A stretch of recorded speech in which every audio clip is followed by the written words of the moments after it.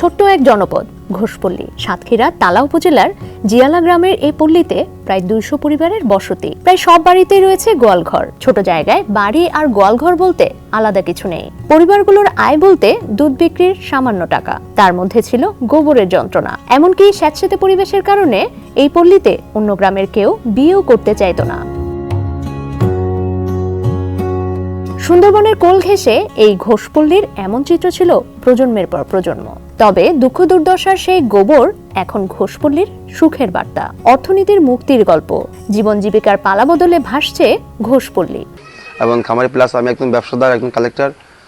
আর এই খামারে দুধ এবং যে খাবারের যে উৎকৃষ্ট গোবর থাকে এগুলা বিক্রি করে বা প্রসেসিং করে আমাদের অনেক খামারে লাভবান হয়েছি বা আমরা স্বাবলম্বী হয়েছি অনেক। কিন্তু খামারটা অত্যাধুনিক করায় গরুগুলো আলো বাতাস পাচ্ছে, এতে করে মনে করেন গরুর রোগ বালাই সকল দিক থেকে আমরা সুবিধা। 2018 সালের দিকে পল্লী কর্মসহায়ক ফাউন্ডেশন ও উন্নয়ন প্রচেষ্টা নামে বেসরকারি সংস্থার উদ্যোগে গোবর ব্যবস্থাপনার মাধ্যমে অর্থনীতির নতুন খাত সৃষ্টি হয়। শুরু হয় স্মার্ট প্রকল্প।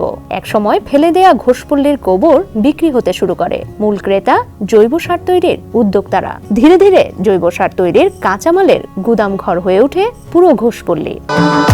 ভবিষ্যৎ হোক নিরাপদ, বিনিয়োগ হোক বিশ্বস্ত, আর আমার পছন্দ সল্ট বে। ওয়েলকাম টু সল্ট বে। তো আমরা এই গরুর খামারের যে গোবরটা হতো, এই গোবর বিভিন্ন জায়গায় ফেলাই মেলাই ছড়াই ছিড়িয়ে রাখতাম। কিন্তু উন্নয়ন প্রচেষ্টা এসে আমাদের সুন্দর একটা পথ দেখালো, সেটা আছে যে ভার্মি কম্পোস্ট।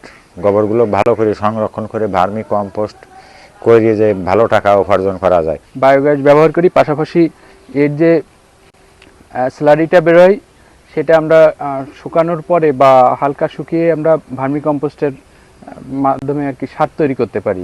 শুধু তাই নয়, প্রকল্পের আওতায় গোমূত্র ও গোসলের পানির জন্য ড্রেনেজ ব্যবস্থা চালু করা হয়, যা গ্রামের সব খামারের সঙ্গে যুক্ত। এই তরল বর্জ্য 3 স্তরে প্রাকৃতিকভাবে পরিশোধন করা হয়। এতে করে খালের পানি থাকে দূষণমুক্ত। আমাদের গাভী পালনের সঙ্গে যে উপকরণগুলো লাগে, এই উপকরণগুলো সাশ্রয়ের মাধ্যমে, তারপরে আমাদের যে বিদ্যুৎ খরচ হয়, বিদ্যুৎ এবং জ্বালানি সাশ্রয়, পানি সাশ্রয়ের মাধ্যমে পরিবেশের উপর গাভী পালনের প্রভাব কমিয়ে আনা।